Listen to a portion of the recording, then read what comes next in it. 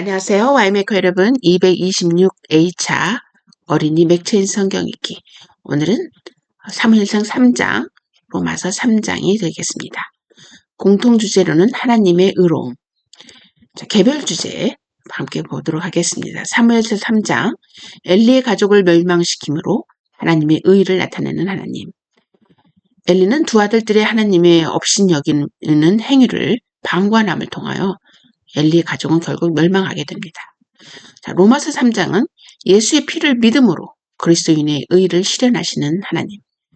유대인이나 이방인은 모두 죄인이며 이 죄를 해결받기 위해서는 예수 그리스도의 보혈의 피로 인하여 우리 죄가 씻김을 받았다는 사실을 믿는 자만이 하나님의 의를 이룰 수 있음을 사도 바울은 말하고 있습니다. 자, 개별 질문 해보도록 하겠습니다. 하나님은 사무엘에게 어떻게 찾아오셨습니까? 두 번째 질문입니다. 엘리 선지자의 잘못이 무엇이라고 말씀하십니까?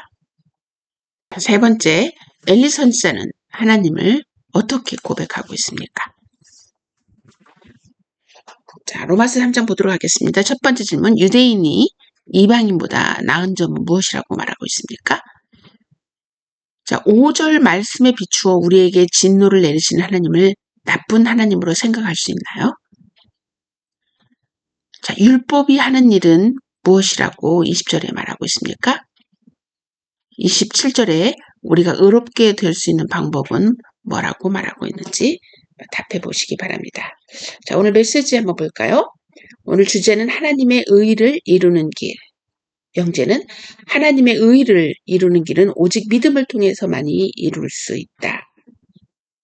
하나님의 의를 이루는 길은 오직 예수 그리스도께서 우리의 죄를 담당하기 위해 십자가에 돌아가셨고 3일 만에서 살아나셔서 하나님의 우편에 앉아 계시고 심판하기 위해 다시 오신다는 사실을 믿는 것입니다.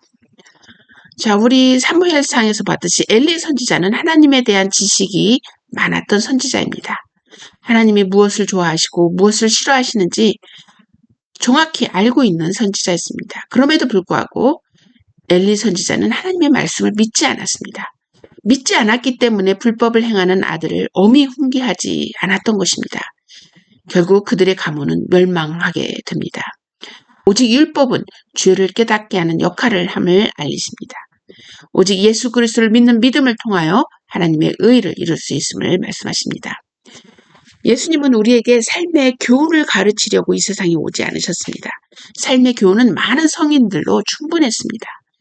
예수님께서는 우리의 죄의 결과를 대신 치르기 위해서 이 세상에 오셨습니다. 왜냐하면 그분은 죄가 없으신 하나님의 아들이셨기 때문입니다. 이 예수님을 믿는 자만이 하나님의 의를 이룰 수 있다고 하나님은 선포하십니다. 이런 예수님을 엘리 선지자처럼 지식으로만 알고 있는지 아니면 삶에서 그분을 따라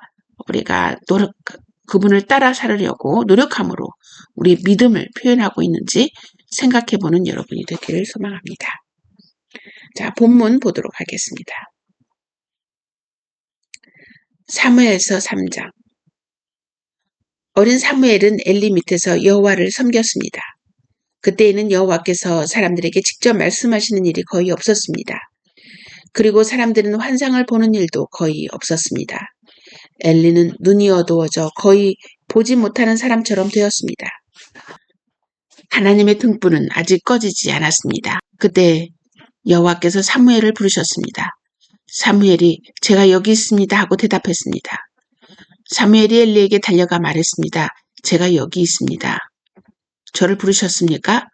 엘리가 대답했습니다. 나는 너를 부르지 않았다. 돌아가 자라.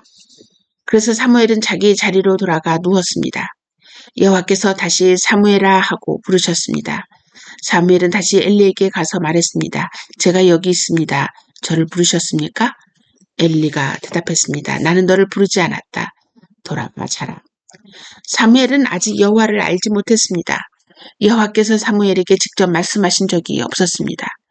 여호와께서 사무엘을 3번째 부르셨습니다. 사무엘은 일어나 엘리에게 가서 말했습니다. 제가 여기 있습니다. 저를 부르셨습니까? 그때서야 엘리는 여호와께서 어린 사무엘을 부르셨다는 것을 깨달았습니다. 그래서 엘리는 사무엘에게 말해 주었습니다. 잠자리로 돌아가거라. 다시 너를 부르는 소리가 나면 여호와여 말씀하십시오. 저는 주님의 종입니다.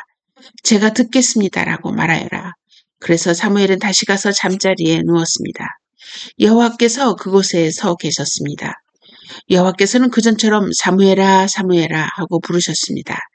사무엘이 대답했습니다. 여호와여 말씀하십시오. 저는 주님의 종입니다. 제가 듣겠습니다. 여호와께서 사무엘에게 말씀하셨습니다.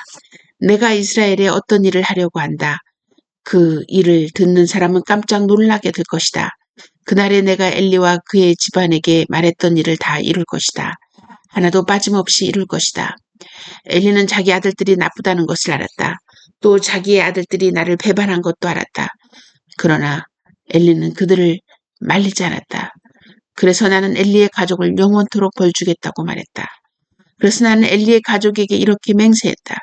엘리 가족의 죄는 재물이나 예물로도 절대로 용서받지 못할 것이다. 사무엘은 아침까지 누워있다가 여호와의 진문을 열었습니다. 사무엘은 자기 본 환상을 엘리에게 말하기가 두려웠습니다. 엘리가 사무엘을 불렀습니다. 내 아들 사무엘아. 사무엘이 대답했습니다. 예, 제가 여기 있습니다. 엘리가 물었습니다. 여호와께서 너에게 무슨 말씀을 하셨느냐? 숨기지 말고 말하여라. 하나님께서 말씀하신 것을 조금이라도 숨기면 하나님이 너에게 큰 벌을 내리실 것이다. 그래서 사무엘은 엘리에게 모든 것을 말해주었습니다. 사무엘은 조금도 숨기지 않았습니다. 그러자 엘리가 말하였습니다. 그분은 여호와시다. 여호와께서는 스스로 생각하셔서 옳은 대로 하실 것이다. 사무엘은 점점 자라났습니다. 여호와께서는 사무엘과 함께 하셨고 사무엘에게 말한 것을 다 이루어 주었습니다. 단에서 브엘세바에 이르는 모든 이스라엘 사람들은 사무엘이 여호와의 예언자라는 것을 알았습니다. 여호와께서는 실로에서 다시 사무엘에게 나타나셔서 말씀을 통해 여호와의 뜻을 알려주셨습니다. 로마서 3장. 그렇다면 유대인이 이방인보다 더 나은 것은 무엇입니까? 또 할례의 가치는 무엇이겠습니까? 모든 면에서 많이 있습니다. 첫째로 중요한 것은 유대인들이 하나님의 말씀을 맡았다는 사실입니다. 그런데 만일 유대인 중에 하나님을 믿지 않는 사람이 있다면 어떻겠습니까? 이 사람들이 믿지 않는다고 해서 하나님의 신실하심이 무효가 되겠습니까? 절대로 그렇지 않습니다. 설령 모든 사람이 거짓말쟁이라 하더라도 하나님은 참되십니다. 성경에도 이렇게 기록되어 있습니다. 주께서는 주님의 말씀으로 의로우심을 나타내시고 심판하실 때 주님께서 이기실 것입니다. 내가 사람들이 사용하는 논리의 방식대로 말해보겠습니다. 우리가 의롭지 못한 것 때문에 하나님의 의로우심이 더욱 밝히 드러날 경우 뭐라고 말하겠습니까? 우리에게 진노를 내리시는 하나님을 의롭지 못하다고 하겠습니까? 결코 그럴 수 없습니다. 하나님께서 의롭지 못하시다면 어떻게 하나님께서 세상을 심판하시겠습니까? 사람들 중에는 내가 거짓말을 하여 그 때문에 하나님의 참되심이 드러난다면 오히려 하나님께 영광이 되는데 왜 내가 죄인 취급을 받아야 하는가라고 우기는 사람도 있을 것입니다. 이것은 마치 선한 결과를 얻기 위해 악을 행하자라고 말하는 것과 같습니다. 사람들은 우리가 그렇게 가르친다고 우리에 대해 비난을 하고 다닙니다. 그러나 그런 사람들은 정죄를 받아 마땅합니다. 의인은 하나도 없다. 그렇다면 과연 우리 유대인들에게 이방인들보다 나은 것이 있습니까? 전혀 없습니다. 이미 말했듯이 유대인이나 이방인들이나 모두가 죄 아래 있습니다. 성경에 이렇게 기록되어 있습니다. 의인은 한 사람도 없다.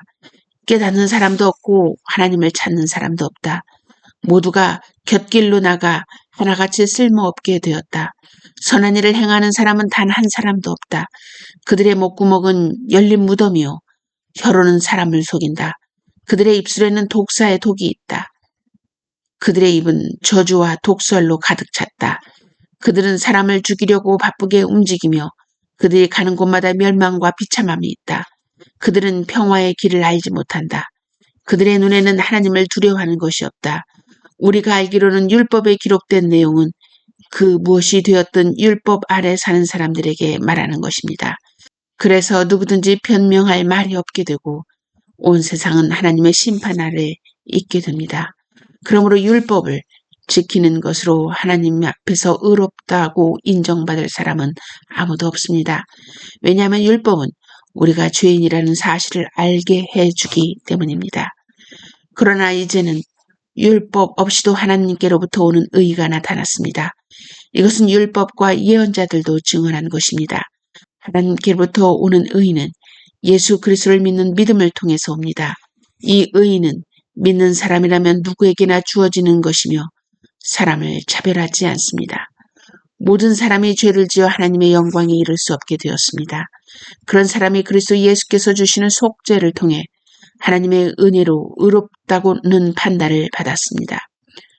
그런 사람이 그리스도 예수께서 주시는 속죄를 통해 하나님의 은혜로 의롭다는 판단을 받습니다. 그것은 하나님께서 거저 주시는 선물입니다. 하나님께서 예수님을 화목제물로 내어주셨으며 누구든지 예수님의 피를 믿음으로 죄를 용서받게 됩니다. 하나님은 이전에 살았던 사람들이 이 지은 죄에 대해 오래 참으심으로 심판하지 않으셨습니다. 이렇게 하여 하나님께서는 그분의 의로우심을 보이셨습니다. 하나님께서 이 시기에 그분의 의로우심을 보이신 것은 하나님 자신이 의로우시다는 것과 예수를 믿는 사람을 의롭게 하신다는 것을 보이기 위해서였습니다. 그렇다면 사람이 자랑할 것이 어디 있겠습니까? 자랑할 것이라고는 하나도 없습니다. 어떠한 법으로 사람이 의롭게 됩니까? 율법을 지키는 데서 온 것입니까? 이런 것과는 상관이 없습니다. 의롭게 되는 것은 오직 믿음의 원리에 의해서만 이루어집니다. 사람은 율법을 지키는 것과 상관없이 믿음으로 의롭게 된다고 우리는 생각합니다. 하나님은 유대인들만의 하나님이십니까? 이방인들의 하나님은 되지 않습니까? 하나님은 이방인들의 하나님도 되십니다. 하나님은 오직 한 분이시므로 그분은 할례를 받는 사람이나 할례를 받지 않는 사람이나 동일하게 믿음으로 의롭게 해주십니다. 그렇다면 우리가 이 믿음을 가지고 율법을 무효로 만들고 있습니까? 그렇지 않습니다. 오히려 믿음을 통하여 율법을 더 굳게 세웁니다. 아멘.